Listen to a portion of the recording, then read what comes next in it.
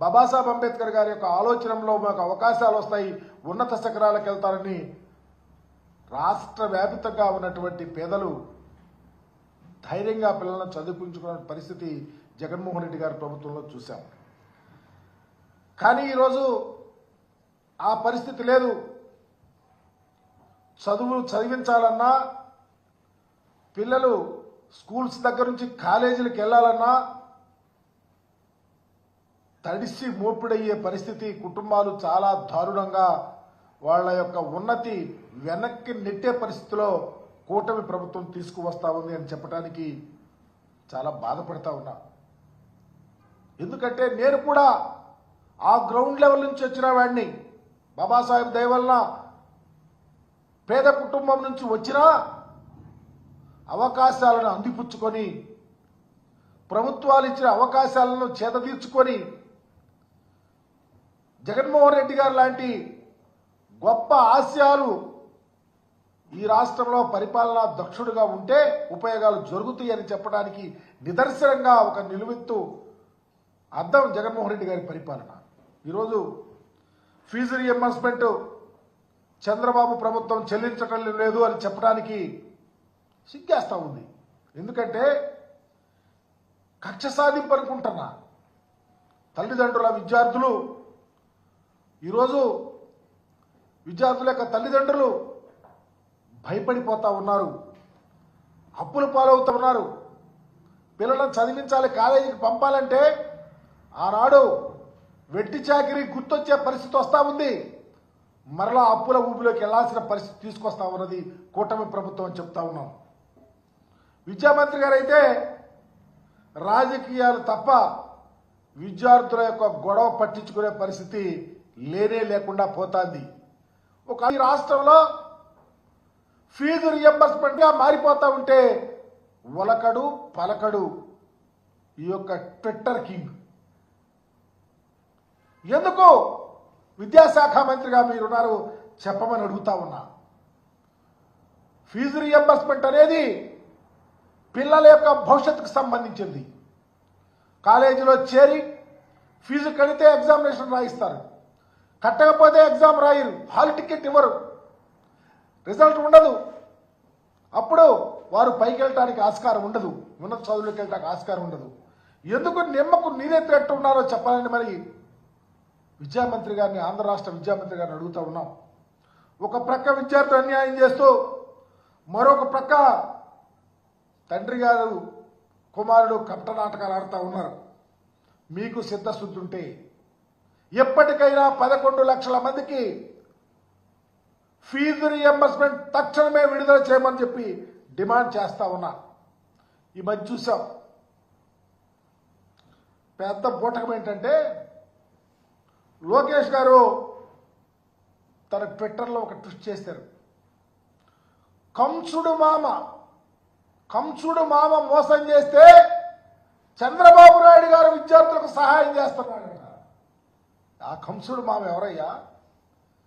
ఈ రాష్ట్రంలో జగన్మోహన్ రెడ్డి గారు విద్యా వ్యాప్తి కోసం అంచెలంచెలుగా ఆయన మనోభావాలను ఈ రాష్ట్రంలో పేద పిల్లల యొక్క స్థితిగతులు మెరుగుపరచడానికి గొప్ప గొప్ప సంస్కరణలు తెస్తే ఆయన కంసుడు మామ. విద్యార్థులకు మేలు చేసేవాళ్ళ చేస్తే 11 లక్షల మందికి ఫీజు రియంబర్స్మెంట్ విడుదల చేయమని డిమాండ్ చేస్తా ఉన్నా. నిజంగా త్రైమాసికానికి 700 కోట్లు అవసరమవుతుంది. టెన్షన్గా ఎప్పటికప్పుడు త్రైమాసికం వారీగా విడుదల చేసినటువంటి జగన్మోహన్ రెడ్డి గారి ప్రభుత్వం విమర్శించే నైతిక హక్కు మీకు ఎక్కడదని అడుగుతా ఉన్నా. మీరున్నారు. ఇదిగోండి, జనవరి మార్చి మేలో త్రైమాసిక 700 కోట్లకి దరిదాపు 4 టెన్యూర్లకి 22,800 కోట్ల రూపాయలు మీరు విడుదల చేయాల్సి వస్తే 700 కోట్లు విడుదల చేశారని చెప్తున్నారు. 2,800 ఎక్కడా, 700 ఎక్కడా? ఎవరి ముక్కులో పెడతావు చంద్రబాబు, లోకేష్ అడుగుతా ఉన్నా. ఇది కూడా మా నాయకుడు జగన్మోహన్ రెడ్డి గారు మమ్మల్ని విద్యార్థులతో కలిసి, తల్లిదండ్రులతో కలిసి రోడ్డు మీదకి వెళ్ళి మేము మీకు కనువిప్పు కలిగే విధంగా చేస్తే తప్ప అది విడుదల చేయలా. ఆ విడుదల చేసిన 700 కోట్లు కూడా కాలేజీలకు రాలేదని చెప్పే పరిస్థితి ఈ రాష్ట్రంలో తీసుకొచ్చారంటే మీ పరిపాలన సరళి ఎంత నిక్కచ్చిగా ఉందో, చిత్తశుద్ధితో ఉందో విద్యార్థుల మీద అర్థం చేసుకోమని అడుగుతా ఉన్నా.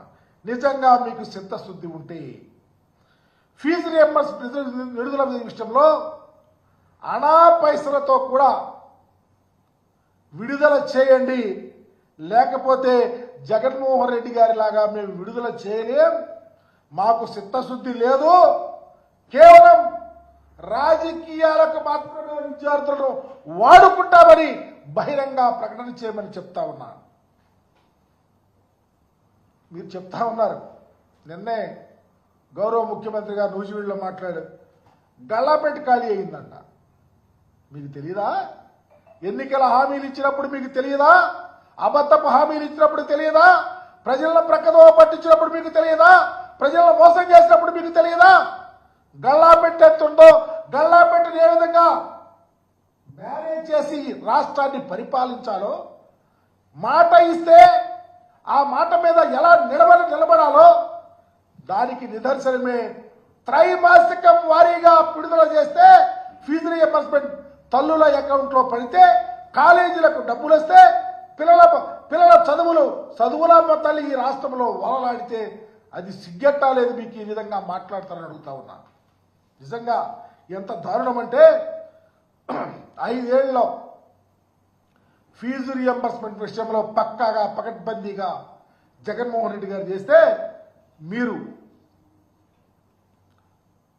ఒక్క పైసా విడుదల చేయకపోతే ఈరోజు కాలేజీలకు వెళ్తేనేమో ఫీజు కట్టమంటారు, ఎగ్జామినేషన్ హాల్ టికెట్కి వెళ్తేమో ఇవ్వమంటారు కాలేజీ వాళ్ళు, ఎగ్జామినేషన్కి వెళ్ళపోతేనేమో వీళ్ళు ఫెయిల్ అవుతారు, వీళ్ళ స్థితి అధోగతి. దీనివల్ల చివరికి చదువుకోవటానికి, అంబేద్కర్ ఆశయాలను నిర్వర్తించడానికి అవకాశాలు ఉన్నటువంటి విద్యార్థులు కూలికెళ్లే పరిస్థితి తీసుకొచ్చావు చంద్రబాబుని అడుగుతా ఉన్నా. పరిపాలన చేస్తా ఉన్నారు మీరు. ఇది వరకు బార్టర్ సిస్టమ్ ఉండేది, వస్తు మార్పిడి విధానం. కూలికెళ్తే గింజలు ఇచ్చేవాళ్ళు, గింజలు ఇస్తే తిండి జరిగేది. ఆ పరిస్థితికి తీసుకొస్తా ఉన్నావు చంద్రబాబుని అడుగుతా ఉన్నా. ఈ రాష్ట్రంలో విద్యా వ్యవస్థను పూర్తిగా నాశనం చేసినటువంటి చరిత్ర మీది. దరిదాపు మేము ఇందాకనే చెప్పాం, త్రైమాసికానికి 700 కోట్లు అయితే సంవత్సరానికి దరిదాపు 2800 కోట్లు విద్యా దీవెనకి విడుదల చేస్తే, వసతి దీవెన కింద హాస్టల్ ఖర్చుల నిమిత్తం 11,000 కోట్ల రూపాయలు విడుదల చేస్తే, వెరసి 3,900 కోట్లు ఫీజు రియంబర్స్మెంట్ విషయం కానీ, వసతి దీవెన విషయం కానీ విడుదల చేయాలి.